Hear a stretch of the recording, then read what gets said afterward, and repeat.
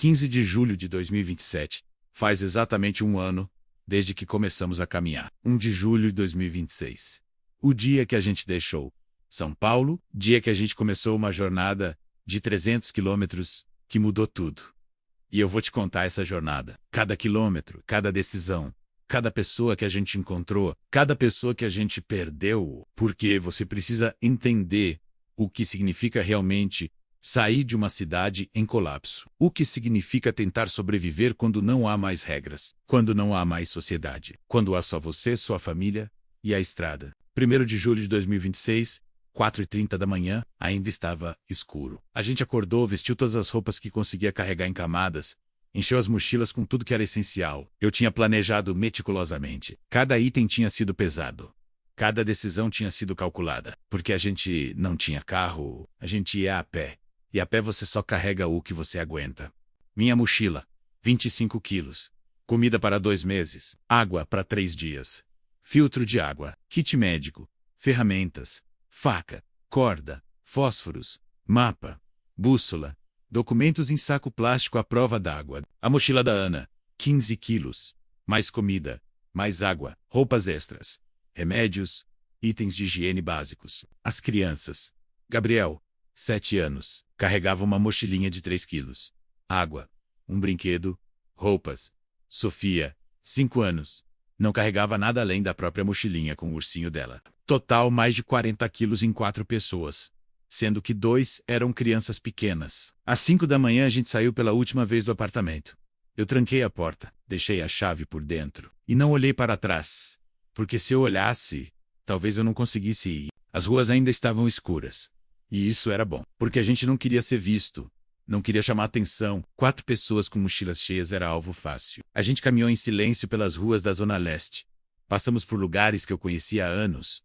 O mercado onde eu comprava, a praça onde as crianças brincavam, a escola do Gabriel, tudo fechado, tudo abandonado, tudo morto. E conforme foi clareando, eu comecei a ver outras pessoas. Não muitas, mas algumas. Outras famílias também saindo. Outros grupos com mochilas e sacolas tentando escapar. E todo mundo evitando o contato visual. Todo mundo com medo uns dos outros. A rota que eu tinha planejado era sair de São Paulo pela rodovia Fernão Dias em direção a Minas Gerais. Evitar a rodovia principal onde provavelmente teria bloqueios e grupos armados. Usar estradas secundárias. Cidades pequenas. 300 quilômetros até uma cidade no sul de Minas que eu tinha escolhido. Gonçalves. Altitude alta, água abundante, pequena o suficiente para ainda estar funcionando. 15 dias de caminhada se tudo desse certo, 20 quilômetros por dia, com crianças pequenas. O primeiro dia foi o mais difícil, não pela distância, mas pela realização. A realização de que a gente tinha realmente deixado tudo para trás, que a gente estava agora completamente vulnerável, completamente exposto. A Sofia começou a reclamar depois de 2 horas, que estava cansada, que os pés doíam, que queria ir para casa. E eu tive que segurá-la no colo, enquanto carregava a mochila de 25 quilos, por umas 3 horas, até ela dormir no meu ombro. E cada passo doía. Cada quilômetro parecia eterno. Mas a gente continuou, porque parar não era opção. Naquele primeiro dia, a gente andou 12 quilômetros. Só 12. Metade do planejado. E quando o sol começou a se pôr, a gente procurou um lugar para passar a noite. A gente achou uma casa abandonada. Portas abertas, saqueada, mas tinha teto e estava relativamente escondida da estrada. A gente entrou, checou cada cômodo e se trancou em um quarto do fundo. Nenhum de nós dormiu de verdade naquela primeira noite. A gente se revezou. Eu ficava acordado 3 horas. Depois a Ana, ouvindo cada barulho, cada som, com medo de alguém entrar, com medo de ser descoberto. E foi nessa primeira noite que eu percebi. Os próximos dias seriam assim, sem descanso real. Sem segurança, sempre alerta, sempre com medo. No segundo dia a gente acordou com o corpo todo dolorido. Os pés da Ana estavam com bolhas. As costas do Gabriel doíam da mochilinha. Mas a gente tinha que continuar. Então a gente continuou. E conforme a gente foi saindo da região metropolitana de São Paulo, a gente começou a ver mais famílias na estrada. Mais grupos, mais gente fugindo. E a gente percebeu que não estava sozinho. Que tinha milhares, talvez milhões tentando fazer a mesma coisa. Sair das grandes cidades, ir para o interior, procurar segurança. E isso criou um problema novo. Competição por recursos, por água, por comida, por abrigos. No terceiro dia, a gente chegou em uma cidade pequena. Não vou dizer o nome. E tinha uma fonte de água funcionando na praça. E tinha pelo menos 50 pessoas esperando para encher garrafas. A gente entrou na fila e esperou 2 horas. E quando finalmente chegou perto da nossa vez, um grupo de homens armados chegou. 5 deles, com facas e pedaços de pau. E eles simplesmente tomaram a frente. E ninguém fez nada, porque ninguém queria morrer por água. E eu fiquei ali segurando a Sofia no colo, vendo aqueles homens encherem 10, 15 garrafões, enquanto criança chorava de sede ao redor. E eu não fiz nada, porque fazer alguma coisa seria suicídio. Quando eles foram embora, a água tinha acabado. A fonte secou, e metade das pessoas na fila ficou sem nada. E foi nesse momento que a Ana me olhou e disse: "A gente precisa de um plano B para a água." E eu concordei, porque depender de fontes públicas não era sustentável. A gente precisava encontrar água de outra forma. Naquela noite, a gente acampou perto de um rio pequeno. A gente encheu todas as garrafas, filtrou com o filtro que eu tinha trazido e ferveu em um foguinho improvisado. Não era ideal, mas era o que tinha. No quarto dia, a gente encontrou outro grupo. Uma família, pai, mãe e 2 crianças adolescentes. Eles estavam indo na mesma direção. E o pai sugeriu: "Por que não vamos juntos? É mais seguro." E fazia sentido. Mais pessoas, mais segurança, mais olhos para vigiar a noite. E as crianças poderiam fazer companhia umas às outras. Então a gente concordou. E durante 3 dias a gente caminhou junto com eles. E foi bom. O Gabriel fez amizade com o filho deles. A Sofia tinha com quem brincar. E à noite, a gente se revezava na vigia em pares. Mas no 7º dia, algo aconteceu que mudou tudo. A gente estava caminhando por uma estrada secundária quando a gente viu um bloqueio. Não era governo, não era polícia. Era um grupo de homens armados, pelo menos 10 deles, com armas de verdade, rifles, espingardas. Eles controlavam um trecho de estrada e cobravam pedágio, comida, água, dinheiro, o que você tivesse, e não tinha como voltar. E não tinha como contornar. A única opção era passar. O pai da outra família foi primeiro. Negociou. Deu para eles algumas latas de comida. Passou. A família dele passou. Chegou a nossa vez. O líder do grupo, um cara grande, tatuado, armado, olhou para as nossas mochilas e disse: "Metade da comida, ou ninguém passa." Metade de tudo que a gente tinha. A gente ficaria sem comida em 2 semanas em vez de 2 meses. Eu tentei negociar, oferecer menos, mas ele não aceitava. E então ele apontou para Ana e disse algo que me gelou. Algo que eu não vou repetir aqui. Mas era uma ameaça sexual. E naquele momento, eu tive que decidir, lutar e provavelmente morrer, ou dar o que ele queria. Eu escolhi dar. Eu abri a mochila, tirei metade da comida, entreguei, e a gente passou. E enquanto a gente passava, eu senti o olhar deles, avaliando, decidindo se valia a pena pegar o resto. E eu rezei para que eles deixassem a gente ir. E eles deixaram. E a gente continuou caminhando. E ninguém falou nada por horas, porque o que tinha para falar naquela noite?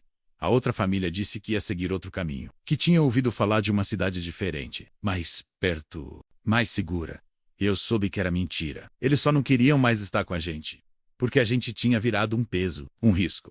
E no dia seguinte, eles foram... E a gente ficou sozinho de novo. E foi aí que as coisas ficaram realmente difíceis. Sem metade da comida, eu tive que racionar pesadamente, uma refeição por dia. E mesmo assim ia durar só mais 3 semanas. E a gente ainda estava a pelo menos 200 quilômetros do destino. No 10º dia, a Sofia ficou doente.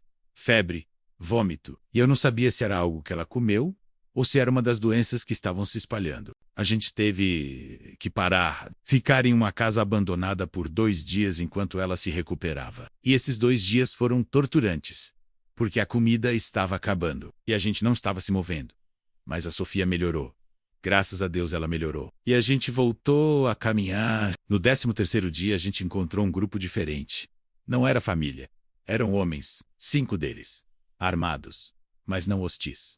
Eles tinham um acampamento. E ofereceram pra gente ficar uma noite, compartilhar comida, descansar. E eu hesitei, porque podia ser armadilha. Mas a Ana estava exausta.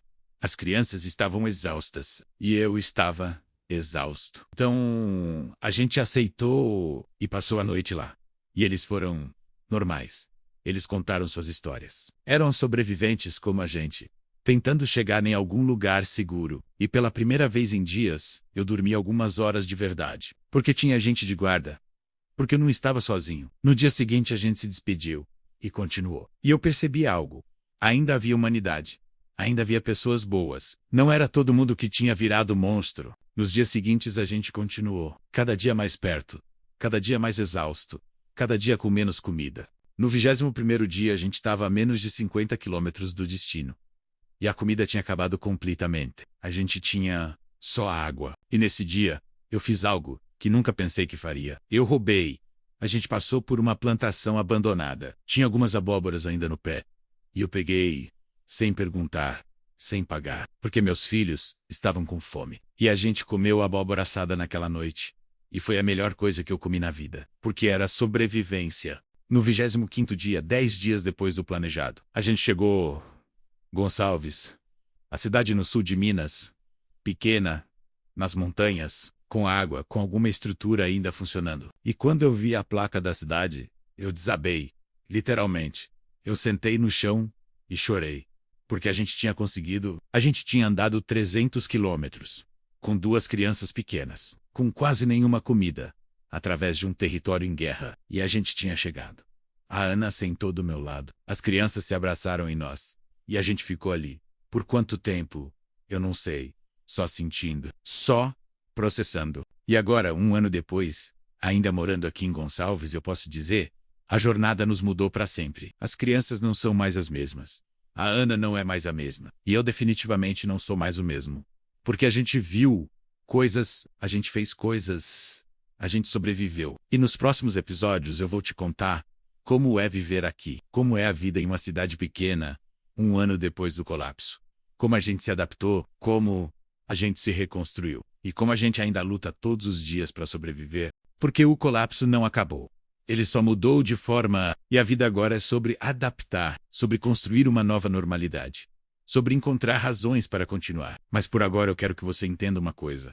Se você algum dia tiver que sair da sua cidade, se você algum dia tiver que fazer uma jornada como essa, se prepara. Muito mais do que a gente se preparou. Leva mais comida do que você acha que precisa. Leva mais água. Leva mapas físicos, bússola, facas, cordas, fósforos, tudo. Nunca viaje sozinho se puder evitar. Mas escolha bem com quem você viaja. Evite estradas principais. Grupos armados controlam elas. Não confie em ninguém automaticamente. Mas também não seja paranoico demais. Ainda há pessoas boas. E mais importante, cuide da sua família. Proteja eles. Porque no final, é só isso que importa. Eu gravei isso aqui em Gonçalves um ano depois. E as coisas aqui são diferentes. Não é perfeito. Não é como era antes. Mas é melhor do que São Paulo em 2026. Se inscreve no canal, porque o episódio 6 vai ser sobre isso. Sobre como é reconstruir, sobre como é viver em uma comunidade pequena depois do colapso. Sobre os desafios que ainda enfrentamos. Ativa o sininho, deixa o like e compartilha. E comenta. Você teria coragem de fazer uma jornada dessas? Você conseguiria caminhar 300 quilômetros com sua família? Porque em julho de 2026, muitas famílias tentaram, e muitas não conseguiram. E eu vou ser eternamente grato por ter conseguido. A jornada foi inferno, mas valeu a pena, porque a gente sobreviveu.